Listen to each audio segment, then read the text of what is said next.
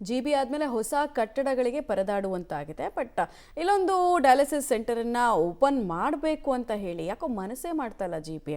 Almost ಈ ಕಟ್ಟಡ ಈ ಏರಿಯಾದಲ್ಲಿ 3 ಅಂತಸ್ತಿಗೂ ಹೆಚ್ಚು ಕಟ್ಟಿ ಅದನ್ನು ಉದ್ಘಾಟನೆ ಭಾಗ್ಯನೂ ಕೊಡದೆ ಹಾಗೆ ಅದನ್ನು ಬೂತ್ ಬಂಗ್ಲೆ ಮಾಡೋದಕ್ಕೆ ಹೊರಟಿದೆ ಜಿಬಿ ಅನ್ನುವಂತಹ ವಿಚಾರ. ಡೀಟೇಲ್ಸ್ ಇದೆ ನೋಡೋಣ. ಮಿನಿಸ್ಟರ್ ಜಮೀರ್ ಅವರೇ, ಏನಿದು? ಉದ್ಘಾಟನೆಗೂ ಮೊದಲೇ ಪಾಳು ಬಿದ್ದ ಕಟ್ಟಡ ನಿರ್ಮಾಣಕ್ಕೆ ಕೋಟಿ ಕೋಟಿ ಖರ್ಚು. 5 ವರ್ಷವಾದರೂ ಉದ್ಘಾಟನೆಯೇ ಮಾಡದ ಜಿಬಿಎ ಆದ್ಮೇಲೆ ಕಚೇರಿಗಳಿಗಾಗಿ ಸ್ವಂತ ಕಟ್ಟಡ ಇಲ್ಲದೆ ಪರದಾಡುವಂತಾಗಿದೆ. ಆದ್ರೆ ಚಾಮರಾಜಪೇಟೆಯಲ್ಲಿ ನಿರ್ಮಾಣ ಆಗಿ ಯಾವುದಕ್ಕೂ ಪ್ರಯೋಜನಕ್ಕೆ ಬಾರದ 3 ಅಂತಸ್ತಿನ ಕಟ್ಟಡವನ್ನ ಕಳೆದ 4-5 ವರ್ಷಗಳಿಂದ ಬಿಬಿಎಂಪಿ ಯಾವ ರೀತಿ ನಿರ್ಲಕ್ಷ್ಯ ಮಾಡಿದೆ ಅಂತ ತೋರಿಸ್ತೀವಿ ನೋಡಿ. ಕಳೆದ 4-5 ವರ್ಷಗಳಿಂದ ಚಾಮರಾಜಪೇಟೆಯ ಕಸ್ತೂರಿಬಾ ನಗರದಲ್ಲಿ ಡಯಾಲಿಸಿಸ್ ಸೆಂಟರನ್ನು ತುಂಬ ದೊಡ್ಡ ಮಟ್ಟದಲ್ಲಿ ತೆರೆಯುವಂಥ ಉದ್ದೇಶದಿಂದ 3 ಮಹಡಿಗಳ ಕಟ್ಟಡವನ್ನು ನಿರ್ಮಾಣ ಮಾಡಲಾಯಿತು. ಆದರೆ ಆ ಕಟ್ಟಡ ನಿರ್ಮಾಣ ಮಾಡಿದ್ದು ಬಂತು, ಆದರೆ ಅಲ್ಲಿ ಉಪಕರಣಗಳನ್ನು ಅಂದರೆ ಡಯಾಲಿಸಿಸ್ ಕೇಂದ್ರಕ್ಕೆ ಬೇಕಾದಂಥ ಉಪಕರಣಗಳನ್ನು ಒದಗಿಸೋದಕ್ಕೆ ಇಲ್ಲಿನ ಶಾಸಕರಿಗಾಗಿರ್ಬೋದು, ಸಚಿವರುಗಳಿಗಾಗಿರ್ಬೋದು ಸರ್ಕಾರಕ್ಕೆ ಸಾಧ್ಯ ಆಗಲೇ ಇಲ್ಲ.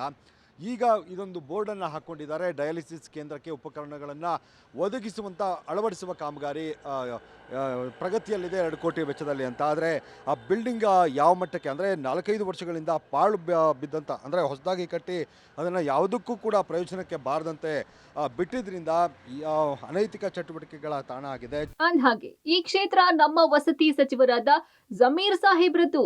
ಚಾಮರಾಜಪೇಟೆಯ ಕಸ್ತೂರಿಬಾ ನಗರದಲ್ಲಿ ಡಯಾಲಿಸಿಸ್ ಕಟ್ಟಡ ಅಂತ ಕೋಟಿ ವೆಚ್ಚದಲ್ಲಿ ನಿರ್ಮಿಸಿದ ನೂತನ ಕಟ್ಟಡವನ್ನ ಕಳೆದ 4-5 ವರ್ಷಗಳ ಹಿಂದೆ ನಿರ್ಮಾಣ ಮಾಡಲಾಯಿತು. ಡಯಾಲಿಸಿಸ್ ಉಪಕರಣ ಅಳವಡಿಸಿದ ನಂತರ ಉದ್ಘಾಟನೆ ಮಾಡ್ತೀವಿ ಅಂತ 4-5 ವರ್ಷವಾದ್ರೂ ಉದ್ಘಾಟನೆಯನ್ನೇ ಮಾಡಿಲ್ಲ. ನಂತರ ಈ ಕಟ್ಟಡ ಅನೈತಿಕ ಚಟುವಟಿಕೆಗಳ ತಾಣವಾಗಿದೆ. ಎಲ್ಲಿ ನೋಡಿದ್ರೂ ಮದ್ಯದ ಬಾಟಲಿಗಳ ರಾಶಿ ಇದೆ. ಒಂದು ರೂಮಿನಲ್ಲಿ ಅಂಗನವಾಡಿ ನಡೆಸಲಾಗುತ್ತೆ. ಆದ್ರೆ ಆ ಅಂಗನವಾಡಿ ಕಿಟಕಿ ಗಾಜುಗಳ ಪರಿಸ್ಥಿತಿ ನೋಡಿ. ಯಾವ ಮಟ್ಟಕ್ಕೆ ಬಿಲ್ಡಿಂಗ್ ಹಾಳಾಗಿದೆ ಅನ್ನುವಂಥದ್ದನ್ನು ಕೂಡ ತೋರಿಸ್ತಾ ಹೋಗ್ತೀನಿ.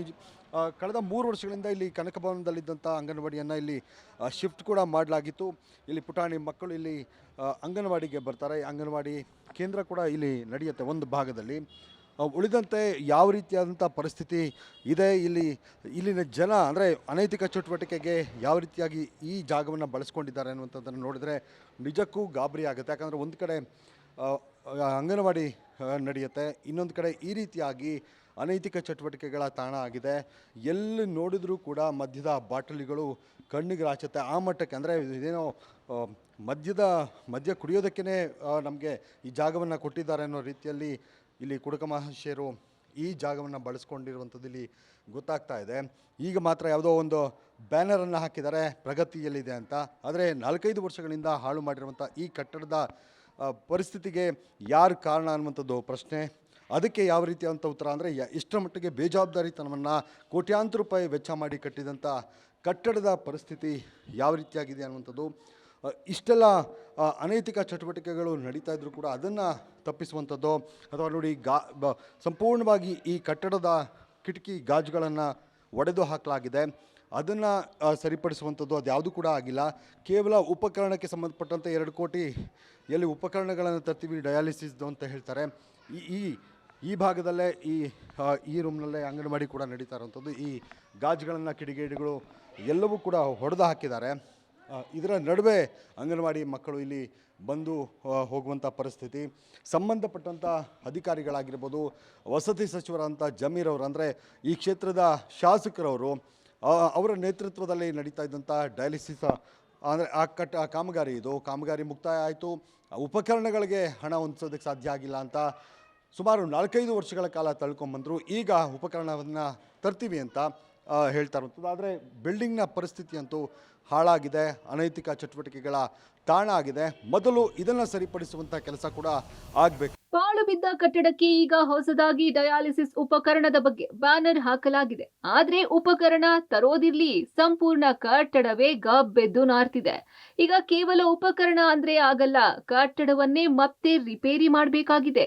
ಈ ಕಟ್ಟಡದ ಬಗ್ಗೆ ಯಾರು ನಿರ್ಲಕ್ಷ್ಯ ಮಾಡಿ ಈ ಸ್ಥಿತಿಗೆ ಕಾರಣರಾದವರ ವಿರುದ್ಧ ಕ್ರಮ ಆಗಬೇಕಿದೆ. Madesh, public TV, Bengaluru.